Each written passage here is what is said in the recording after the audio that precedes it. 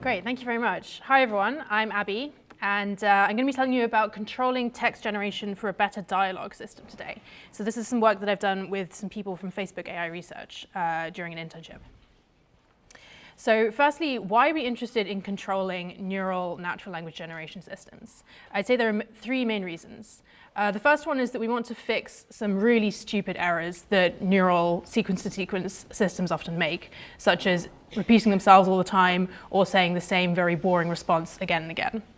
The second, more interesting reason is that we would like to get some kind of desired behavior in the finished system. So for example, if you're building a chatbot, it might be that you want to have the chatbot ask more questions or stay on topic more, or maybe you want to personalize it to different users and so on. So control can be very useful for that.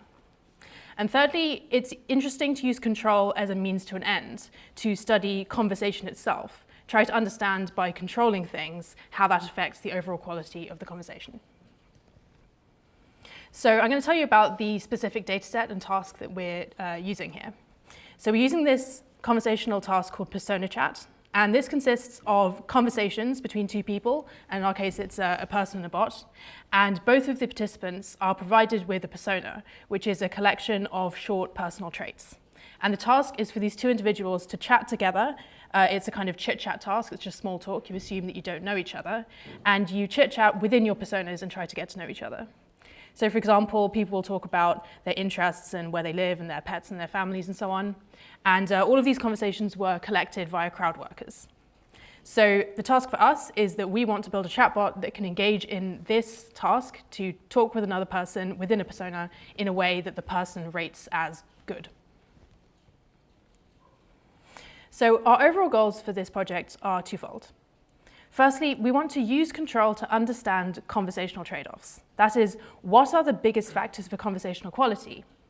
And secondly, we want to use control to make a demonstrably better chatbot. That is, a chatbot that humans prefer. And we're going to find that this is actually quite a complex goal, because a chatbot that humans prefer has many different factors. So what are the things that we're interested in controlling here? Firstly, there were the things that we referred to as dumb sequence-to-sequence errors. So if you're not aware, sequence-to-sequence just refers to the particular neural system that we use to generate responses in dialogue. So we want to control repetitiveness, because that's the number one very stupid error that these systems make. And secondly, we want to control genericness versus specificity, because these systems tend to generate very boring generic responses again and again. Next, we want to control how often we ask questions, because although it's simple, it turns out that asking questions is a very important factor for conversational quality. And lastly, we want to control how often we change the topic. And we're interested in controlling these because these are behaviors that affect user experience. That is, the user who talks to the chatbot. Okay, so those are the things we want to control. What are the quality attributes that we want to measure? So we have this human evaluation where we measure 8 aspects of conversational quality. And there's quite a few here. They're all basically pretty self-explanatory. So we want to ask, did this chatbot repeat itself? Did it speak English naturally? Did it say anything that didn't make sense? Did this chatbot ask a good amount of questions? Did the chatbot pay attention to what you said? Did you find the chatbot interesting to talk to? Do you think it's a person or a chatbot? And was the chatbot enjoyable? So these range from quite low-level basic things to really general things. So I would class these in about 3 different classes. So the first 4, I would say, are relatively simple, relatively objective, observable behaviors. If a person says that the chatbot was repetitive, they can point to exactly where it repeated itself. Same with speaking unnaturally, or saying something nonsensical, or asking questions or not asking enough questions. The green 2, I'd say, are quite a bit more complex, quite a bit more subjective, and they're less obviously observable. These are also things that humans fail at quite a lot in conversations, I would say, so they're not so easy to satisfy. Like, did the chatbot listen to you is not something that's very observable. We try to think about, how do you define listening? How do you ask a person whether the chatbot listened? You can't really point to the place where the chatbot listened or not. It's more of an impression. It's about showing that you're listening via other secondary behaviors. And then lastly, the 2 purple ones, humanness and engagingness.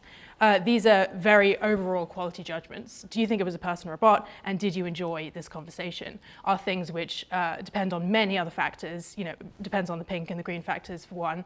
And it's quite hard to figure out what led to these overall quality judgments. So the reason that we're asking all of these questions is that if you just ask the purple questions, which is what dialogue evaluation often does, then you get a number and you're not sure where it came from.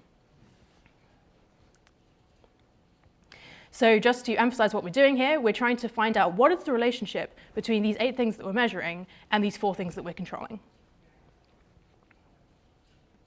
So I'm going to tell you a little bit about our 2 control methods.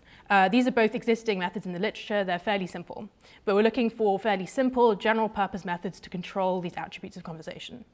So our first method is called conditional training. And the idea is that here's a picture of a sequence-to-sequence system. The idea is that you feed in the input text, which might be, what's your favorite hobby? That's the thing that the person said.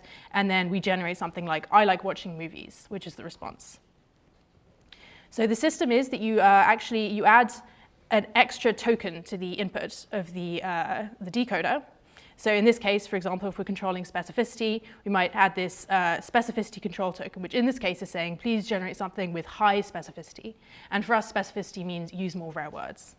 So if this works, then the model learns to generate something that uses more rare words. So instead of saying, I like watching movies, perhaps it will say, I adore art house cinema. If you want a very pretentious bot, but it can also say specific things that aren't pretentious.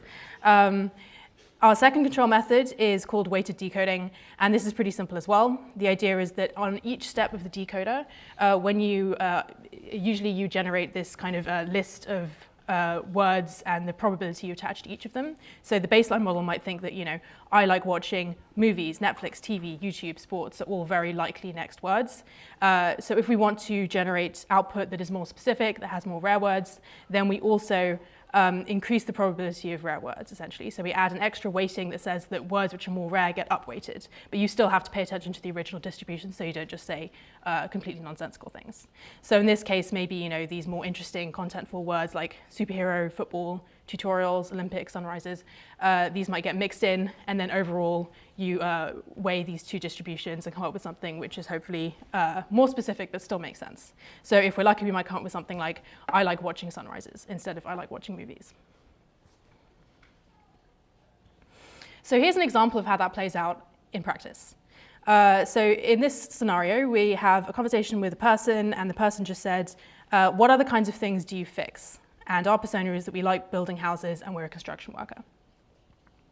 So you can see here that the baseline model, the one which has no kind of control for being more interesting, it actually just ignores the question and asks a very generic question of its own. What do you do for a living? This is a common problem with sequence-to-sequence models. They often just generate a very, very generic statement, which tends to be pretty much appropriate in most cases. In this case, it's less appropriate because we're ignoring the human's question. When we raise the specificity level, then we get something more appropriate. We actually answer the question, I work as a construction worker. When we increase it more, we add some more detail. My dad taught me everything I know. And then increase even more, I build antique homes and refurbish houses. So that's pretty good. And here we're getting an increase from a very bland response to a much more spicy, interesting response. But the problem is, when do you stop? If you increase the specificity level too much, then you get something that's overall too spicy and doesn't make any sense at all. So here we've got, I build antique houses, refurbish furniture, launder plasma figurines, fidget wood, etc. You know the rest. I build antique homes and refurbish houses for various terrestrial necessities. So these are indeed rare words, but that's not how you use them. So that's a Sheldon response. A Sheldon response, right? Yeah. So the name of the game is to find the sweet spot, really. And here the sweet spot will probably be level 8, right?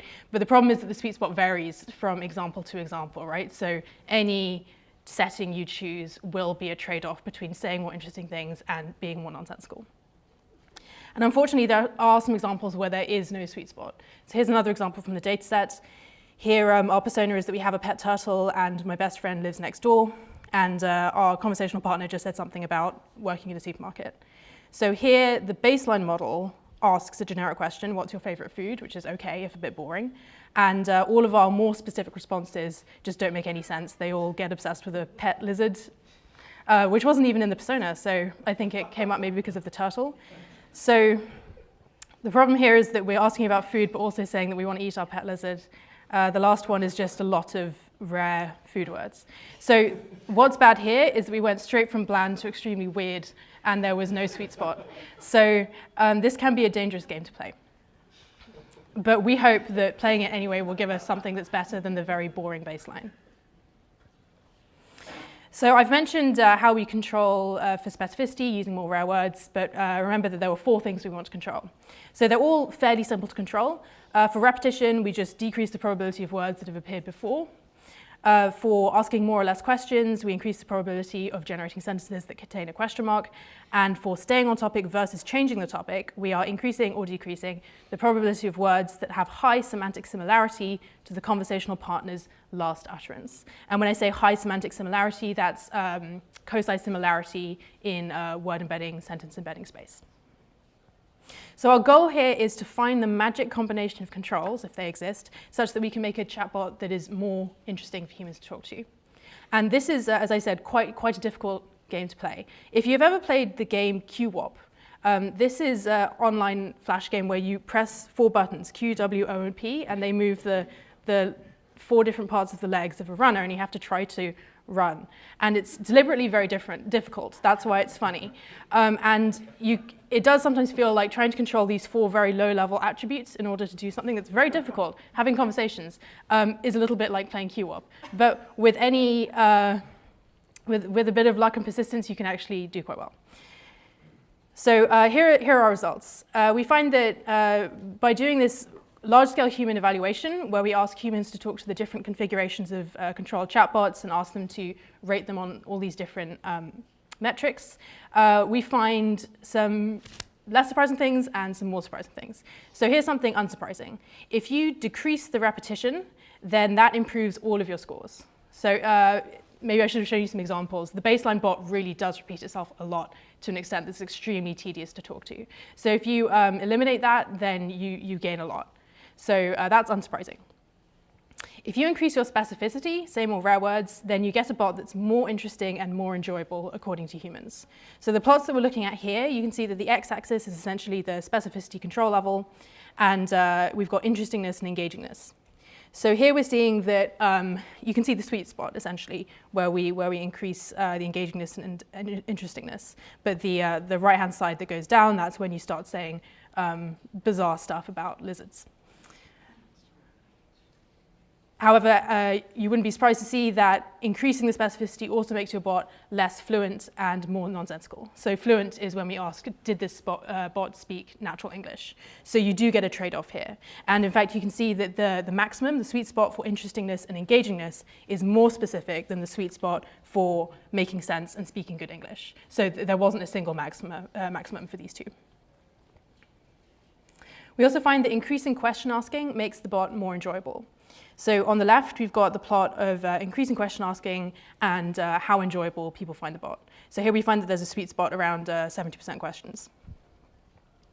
And we also find that asking more questions can increase your interestingness and your listening ability. Listening is kind of interesting because you might think of listening as kind of the opposite of questions, right? So questions is asking the other person for information, and listening is, I suppose, hearing that information and showing that you're listening, not asking. But we find that asking more questions increases the perception of listening, but not too much. If you ask too many questions, then it appears that you're not listening. So all of these things do have a sweet spot. And another interesting thing we found is that it's actually hard to ask too many questions.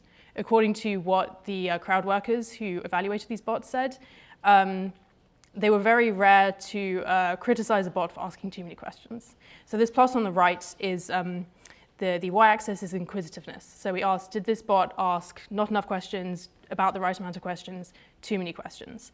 And we found that even the bot that asks about 100% questions wasn't rated as asking too many questions, which was surprising. It could be that because of the design of the task, they only talk for a few turns, about 6 turns of chatting, and also that it's this somewhat synthetic task where they're told to talk in the personas and get to know each other. That might be the reason why they don't regard that as too many questions. But that's interesting. I think the main thing we're finding here is that people like to talk about themselves, and asking them questions is often a pretty safe strategy. Lastly, we found that there are very complex interactions between the controls. So for example, if you reduce repetition, or if you increase the number of rare words that you use, or if you increase staying on topic, then all of these actually reduce question asking rate. And none of that is for a very obvious reason, but once you think about it, you can see why it happened. So for example, if you reduce repetition and you say don't use the same words over and over, then it makes it harder to ask more questions, because a lot of questions have repeated phrases like what do and how do and what is and so on. If you increase the number of rare words you use, you also decrease the number of questions, because questions are overall more generic than non-questions. That might be hard to see, but I suppose questions tend to have less content in them because the answer usually has the content. And also staying on topic, which for us meant using words which are related to what the partner said. That also leads to saying more specific contentful words, and then that leads to asking fewer questions. So none of this was obvious to us before we implemented it, but in hindsight, we can now see that these things all interact. So one of the difficulties we had was that when we increase these various things, we also decrease the number of questions. And as I said, questions is very impactful on perception of quality. And then that lowered some metrics. So the lesson here is that it's important to separate out these different effects so that you can see what's going on and understand what's important. So our conclusions for this project are that overall, we've been able to do a large-scale human evaluation that's very detailed and asks a lot of different questions to get at the different factors of conversational quality.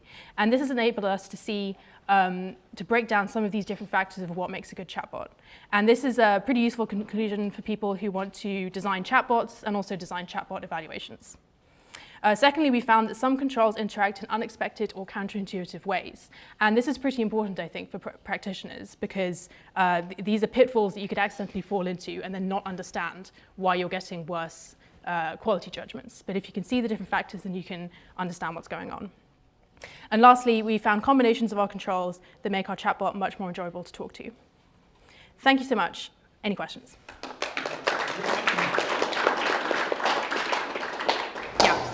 That was awesome. Have you considered, well, humans make lots of errors, especially typographical errors. Have you considered a random generator of typographical errors on responses in order to make it seem more effective? Yes, so we didn't do that, I suppose, because it seemed like less of an interesting scientific problem, but I think from an evaluation point of view, it would have been interesting. So yes, just adding, let's say, emojis, adding typos, adding lol to the end of every utterance. We thought about these, and it would probably be interesting to measure. If you simply did that, how much better would you be rated in terms of humanness and other things? So I think a side effect of our use more rare words bot is that it did use more typos, because according to this system, words are just tokens that were collected from a data set, and that includes a bunch of typos. So we do find that the more specific bots use a lot of typos. This is really interesting. I'm curious to learn about the context. Like, what are these used for? And What is the chatbot used for? yeah, and how often does the person talking to it know they're talking to a chatbot? These chatbots are not currently used for anything. This was just a research project, and they were just used to be evaluated for us to study chat. But yeah, so the people who evaluated the bots were crowd workers, and the context they were told was, you are going to talk to a user. This user may be a person or may be a chatbot. You're going to talk to them, and you've got to use this persona, and then afterwards you're going to answer questions about how good they were. And one of the questions was, do you think this was a human or a bot? Did you compare it to actual people? Yes. So we also conducted human-human conversations. And I suppose the results were that on some metrics, we were very far from human level, and on other metrics, we got kind of close. I don't have them all here, but I think, for example, on using natural English, we can actually get pretty close to human if we keep our very bland generic bot. But when we start being more interesting, then it starts to become more obvious that we're not fluent. But we get more interesting and enjoyable too, so that's kind of a trade-off. I can't remember, there was some other things. So we're quite far from being convincingly human. So I think that's a good sanity check, because although we might have made this more fun, I don't think we sounded at all human, really, at the end of the day. But yeah, I think it's interesting that humans are kind of bad at some of these things. So I think humans didn't ask enough questions. That was one thing, yeah. Yeah. Does this question make me appear to have been listening to your talk? Well, now there's a whole theory of mind thing with me thinking about what made you said that. No, okay, the actual question is, could you remind us how the persona is incorporated into the chatbot? Is it run through the network to initialize the human state? Yes. It's pretty simple. So you have, the bot has its own persona. So how this goes is that you feed that into the encoder. So here, this isn't quite an accurate picture. What's your favorite hobby actually has a whole bunch of stuff pre-appended to that, which is the bot's whole persona and also the whole dialogue history so far, so other things that have been said in the conversation so far.